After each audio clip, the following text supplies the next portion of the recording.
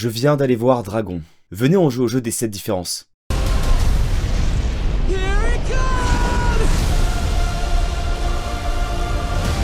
Salut à tous, bienvenue au dernier rang. Aujourd'hui, on va pas parler de Dragon.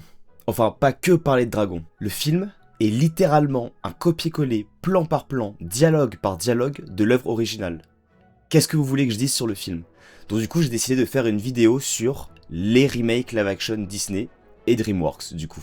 Je pense que c'est un sujet qui est assez intéressant, un sujet d'actualité. Il faut savoir qu'à Hollywood et dans le cinéma en général, il y a ce qu'on appelle des phases. C'est-à-dire un genre de film qui va attirer du coup le public. Je sais pas, genre par exemple dans les années 50, 60 et un tout petit peu au début des années 70, on a eu le genre du western, qui était le genre de film phare à Hollywood qu'on faisait pendant cette période-là. Et ensuite, le genre du western s'est arrêté et on a eu un autre genre qui a débuté, les films de gangsters. Ensuite, quelques années plus tard, on a eu les films de super-héros. Et là maintenant, on est dans une espèce de transition où les films de super-héros sont en train, pas de mourir, mais en tout cas, on sent qu'on est sur la fin et qu'on va essayer de relancer ce genre avec le MCU, le DCU, etc. Ça, on en parlera dans une autre vidéo parce que ça mérite d'en parler un petit peu plus longtemps. Mais on a aussi les remakes live-action. Alors, c'est quoi un remake live-action Disney? Bah, c'est pas compliqué, c'est juste Disney qui reprend une œuvre originale qui était très culte, comme par exemple Blanche-Neige, et qui refait le film, mais en live-action, c'est-à-dire avec des vrais acteurs, avec des vrais décors. Bref, un remake live-action. Et ça a tendance à très bien marcher. Il suffit de voir le box-office en 2019 pour déjà se rendre compte que dans le top 10, il y a quand même 8 films Disney, 8 sur 10, et ces 8 films ont tous les 8 dépassé le milliard au box-office, en termes de recettes mondiales. Ce qui est absolument colossal. Mais vous pouvez voir dedans qu'il y a aussi Le Roi Lion, donc le remake du Roi Lion, et aussi le remake d'Aladin, qui ont du coup eux aussi dépassé le milliard. C'est un genre qui fonctionne beaucoup, ce genre du remake live action. Sauf que depuis 2019, c'est un peu plus compliqué. Ils ont continué à faire des live action, comme par exemple très récemment La Petite Sirène, qui a floppé. Et c'est le cas pour la plupart des live action qui sont sortis, ce qui prouve donc la lassitude que peut ressentir les différents spectateurs. Et d'ailleurs, Disney en général, c'est compliqué ces dernières années. Si on regarde par exemple en 2023, regardez, il y a un seul film Disney dans ce top 10. Contre, je vous le rappelle, 8 dans celui de 2019. En sachant qu'il n'y a aucun film Disney qui a dépassé le milliard, et La Petite Sirène, qui est donc le grand remake live action de cette année-là, est seulement 11e. Et a donc du coup floppé, c'est très très loin des attentes de Disney, en tout cas pour ce genre de film. En 2024, ils se sont un petit peu rattrapés, on n'a pas eu de remake live action. Il y a eu Mufasa, qui était donc la suite du Roi Lion, mais en soi c'était une œuvre originale, c'était pas vraiment en live action. Mais là on a eu 3 films Disney qui ont réussi à dépasser le milliard au box-office. Et cette année on a donc 2 remakes live actions, Blanche-Neige et Lilo et Stitch. Et maintenant il y a DreamWorks qui s'y met, parce que voilà, on a eu du coup le remake de Dragon. Donc tout ça pour dire que les remakes live actions, avant le début de l'année, c'était compliqué. Ça fonctionnait plus comme avant. Alors comme je l'ai dit, je vais pas parler que de Dragon, mais on va quand même parler de Dragon. Le but de cette vidéo, c'est surtout de revenir sur ces remakes live action qu'on a eu cette année, de revenir un petit peu sur Blanche-Neige, sur Lilo et Stitch, et du coup sur Dragon, et de parler un petit peu de l'impact de ces films-là. Est-ce qu'ils ont fonctionné? Est-ce qu'ils vont fonctionner? Parce qu'en soi Dragon, du coup, n'est pas encore sorti au moment où je fais la vidéo. Et discuter un petit peu, des live actions, de la condition des live actions, et de la condition du cinéma en général. Alors, avant de parler des films, j'aimerais juste qu'on se pose une question et qu'on en débatte dans les commentaires parce que c'est une question qui est très intéressante. C'est quoi un bon remake? Ou même une bonne adaptation? En fait, je vais vous le dire, c'est impossible de répondre à cette question.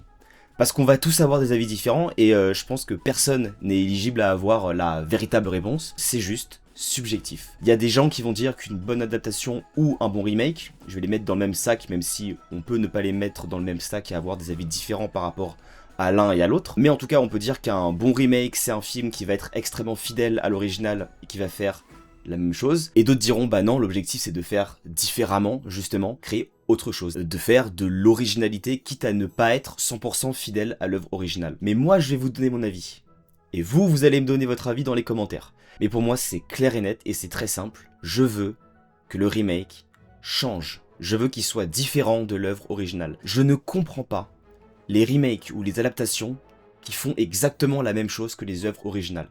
Ça sert à quoi, sincèrement? Ça ne sert à rien de faire ça. De toute façon, pour moi, les remakes, c'est simple, c'est une énorme barrière créative. C'est comme les biopics. Les biopics, tu vas te concentrer sur un personnage qui a vraiment existé. Et du coup, t'es obligé de te baser sur sa vie, sur les événements qu'il a vécu, sur les grandes choses qu'il a réalisées. Donc pour moi c'est une vraie barrière créative parce que c'est beaucoup plus compliqué de créer quand tu fais un biopic, mais aussi quand tu fais un remake. Mais pour moi le but d'un remake ou d'une adaptation, je les mets dans le même sac, donc je vais dire remake à partir de maintenant, mais je mets les adaptations dans le même sac que les remakes. Mais quand tu fais un remake, en fait, pour moi, le réalisateur, le cinéaste, doit avoir une relecture de l'œuvre originale. Une vision, en fait. Parce que, je l'ai déjà dit dans d'autres vidéos, mais pour moi, le but d'un film, c'est d'avoir un dialogue entre le réalisateur et le spectateur. Le réalisateur qui va te parler, je sais pas, de sujets qui l'intéressent et qui a envie d'en discuter avec les téléspectateurs. Le fait de faire un remake, mot pour mot, et de faire exactement la même chose, ça ne sert à rien. On va prendre l'exemple de deux films, The Thing et La Mouche. Vous adorez ces films, hein? Et bah ces deux films-là, ce sont deux remakes. Et ils sont complètement différents de leurs œuvres originales respectives. Et pourtant, c'est considéré comme l'un des meilleurs remakes de tous les temps. Donc comme quoi, on prendrait des heures à en parler, mais si on prend La Mouche, par exemple, qui est un film de David Cronenberg, qui a une patte très marquée, des thématiques qui sont très marquées, l'œuvre originale de La Mouche, ça n'a absolument rien à voir avec son style. Et bah là, il a pris l'œuvre originale, et c'est une relecture de cette œuvre-là, où il a intégré ses thématiques récurrentes, sa patte artistique. Bref, il en a fait une œuvre à lui. Quand tu regardes La Mouche de Cronenberg, c'est un film de Cronenberg. Et avec les thématiques de Cronenberg, la mise en scène de Cronenberg, le style de Cronenberg. C'est ça, c'est que le film a une identité, alors que c'est un remake. Donc, quand je critique des remakes ou quand je critique des adaptations, je le critique en fonction du film en lui-même, et pas en fonction de l'œuvre originale. Alors forcément, t'es un peu obligé de le faire. Si vous avez vu ma critique sur The Last of Us, au début de la vidéo, je dis que non, il faut pas juger la série par rapport aux jeux vidéo, et je le pense toujours, sauf que t'es obligé de le faire un minimum. Mais il faut essayer de se limiter à ça et essayer de critiquer l'œuvre pour l'œuvre en question, et pas l'œuvre originale. Le but des remakes live action, c'est quoi? Il y a trois choses selon moi. Pour moi, ça sert à faire découvrir du coup ce genre d'œuvre à des personnes qui n'auraient pas vu l'œuvre originale. Ce qui sera le cas par exemple de Blanche-Neige, qui est sortie il y a bien longtemps, dans les années 30, et qui aurait mal vieilli en fait. Et ce qui me permet de faire une transition vers le deuxième point, qui pour moi est de moderniser la chose. Moderniser l'œuvre, parce que Blanche-Neige, forcément vu que c'est vieux, c'est peut-être un petit peu démodé au niveau des thématiques et au niveau de son message. Donc le but c'est de le moderniser. Et troisième chose, la plus évidente, se faire du fric. En soi c'est pas un mal, il faut pas oublier quelque chose. Le cinéma c'est évidemment un art, mais pas que. C'est aussi marketing. Le but du cinéma c'est évidemment de créer, mais pas que. C'est fait aussi pour faire de l'argent. Et c'est à ça que servent les live actions Disney. Et les live actions en général. Et plus tôt dans l'année est sorti donc Blanche-Neige, le remake de Blanche-Neige.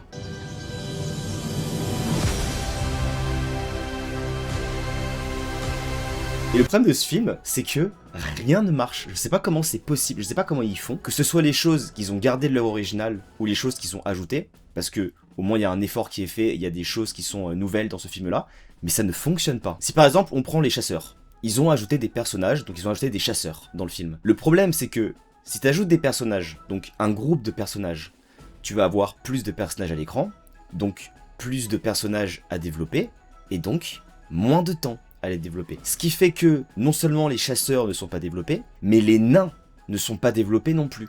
Les nains, le film s'appelle Blanche-Neige et les 7 nains.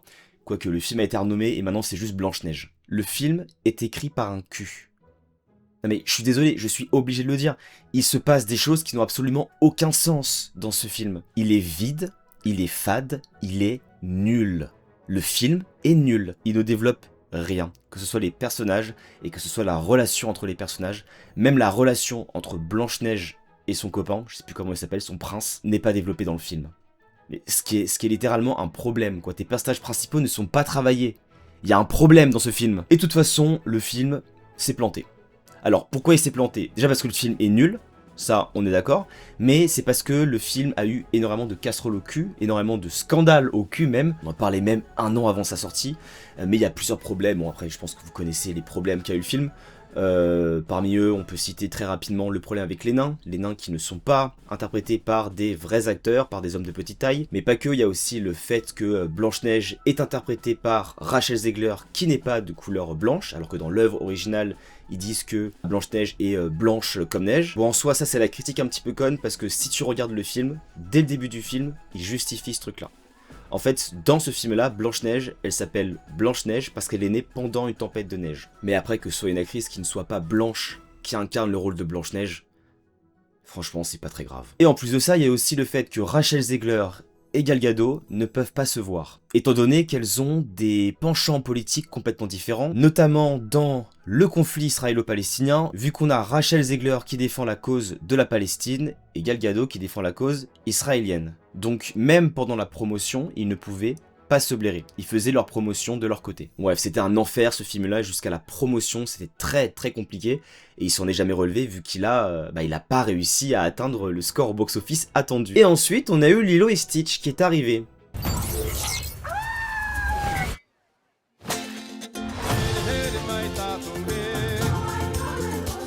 Lilo et Stitch qui pour le coup est un film d'enfance pour moi. Et ce qui est incroyable, c'est que le film a exactement les mêmes défauts que Blanche-Neige. C'est-à-dire que rien ne fonctionne. Encore une fois, que ce soit les choses qu'ils ont gardées de l'œuvre originale ou les nouvelles choses, ça ne fonctionne pas. Presque tous les personnages ne sont pas travaillés. Alors je parle même pas du personnage du surfeur dont j'ai oublié le nom mais qui ne sert strictement à rien dans ce film-là. Le montage du film. Mais quand vous regardez la première scène, mais elle est complètement expédiée. La première scène, vous savez, c'est la scène où Stitch s'enfuit du vaisseau, mais la scène est complètement expédiée. C'est charcuté. C'est un enfer ce film. Et même c'est dingue parce que dans l'œuvre originale, attention je vais comparer Lilo et Stitch à l'œuvre originale, mais vous savez Lilo c'est une grande fan de Elvis. Et dans celui-là c'est pareil, il y a énormément de moments où on va entendre du Elvis, sauf que à aucun moment dans le film, Lilo évoque le fait qu'elle adore Elvis. Et du coup c'est trop bizarre parce que Elvis dans l'œuvre originale c'est ce qui rapprochait justement Lilo et Stitch. C'est comme ça que leur relation a débuté. Dans ce film-là, c'est pas grave si on le fait pas, mais c'est très bizarre parce que il y a beaucoup de Elvis dans le film, sauf qu'à aucun moment du film on va l'évoquer. La conclusion aussi est différente. La conclusion dans la relation qu'il y a entre Lilo et sa sœur, elle est différente, sauf que le truc c'est que c'est pareil, ce n'est pas développé. Ce n'est pas développé. Du coup, la conclusion qu'il y a entre les deux personnages ne fonctionne pas, vu qu'il n'y a pas eu de progression pendant le film à ce niveau-là. Pour ceux qui ont vu le film, je pense que vous voyez de quoi je parle. J'ai pas envie de spoiler, voilà, parce que ce serait inutile de spoiler. De toute façon, je vous conseille pas d'aller le voir, donc allez pas voir le film. Mais bref, il marche. Pour le coup, il marche. Et ça, c'est fou, parce que le film est sorti il y a à peu près une semaine, je crois, un petit peu plus d'une semaine, vu qu'il a pratiquement atteint les 700 millions de dollars en termes de recettes mondiales. Ce qui est fou, donc le film va sûrement dépasser le milliard, ce qui serait donc un renouveau en soi pour Disney.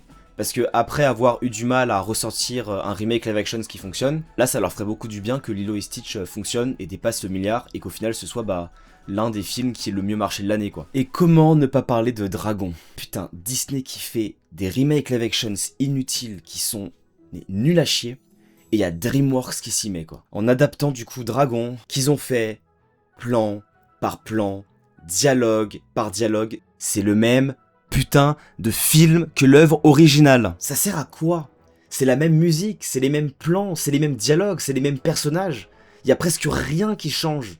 Mais les trucs qui changent, mais c'est à chier quoi, ça ne sert à rien. Mais à rien du tout. Sincèrement, je sais pas quoi vous dire sur ce film-là. Mais en plus, le pire, c'est que moi j'adore Dragon. J'adore cette trilogie. Pour moi, c'est l'une des meilleures trilogies d'animation qui existent. C'est une trilogie qui me touche. Et le premier film me touche aussi profondément. Et en soi, quand je pensais à l'œuvre originale, je me demandais mais comment est-ce qu'ils vont faire pour adapter ça en live action, avec des vrais décors, avec des vrais effets spéciaux. Parce que c'est compliqué quoi, il y a des scènes qui sont spectaculaires dans le premier Dragon, et qui sont très bien en animation, mais en effets spéciaux, mais ça me semblait compliqué. Et le rendu est bon.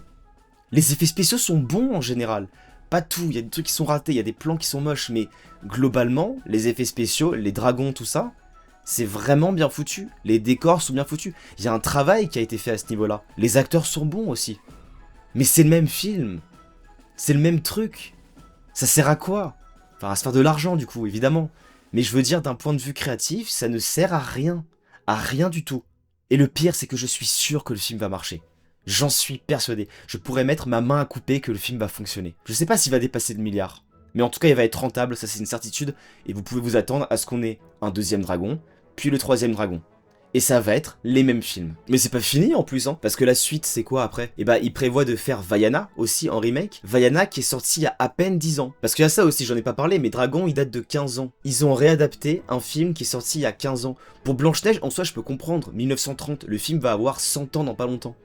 Mais Dragon, vraiment? Et de toute façon c'est un problème ce truc là, vu que quand on regarde les films qui ont rapporté le plus d'argent cette année, regardez le top 10. Il y a 2 films qui ne sont ni des suites, ni des remakes, ni des adaptations. Il y en a 2 cette année. C'est Sinners et Dogman. Le reste, c'est que des suites. Ou des adaptations, vous avez compris. Mais bref, c'est pas des œuvres originales. Mais c'est parce que c'est ça qui attire en fait. C'est ça qu'on peut constater. Quand on regarde tous les ans, mais tous les ans c'est la même chose en ce moment, il y a très peu d'œuvres originales qui sont dans le classement. Et c'est comme ça, c'est ça qui attire maintenant. Vous savez qu'avant c'était les réalisateurs qui attiraient. Dès qu'un Spielberg sortait, mais tout le monde y allait. Et maintenant c'est plus ça. C'est plus ça la marque qui attire les gens. Maintenant ce qui attire les gens, c'est juste l'œuvre en soi. C'est la suite d'une œuvre qu'ils ont adorée, comme par exemple les Marvel. C'est des remakes de films cultes, comme ce qu'on a du coup avec les remakes live actions. Des adaptations de jeux vidéo aussi qui ont fonctionné. Minecraft. Mais Minecraft c'est nul à chier.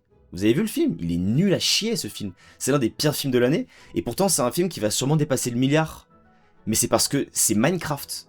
C'est pour ça que les gens vont le voir. C'est pas parce qu'il est bien, c'est pas parce qu'il est nul. Ça n'a rien à voir avec la qualité du film. Ça a à voir avec le fait que c'est une adaptation de Minecraft. Et c'est ça le problème d'aujourd'hui.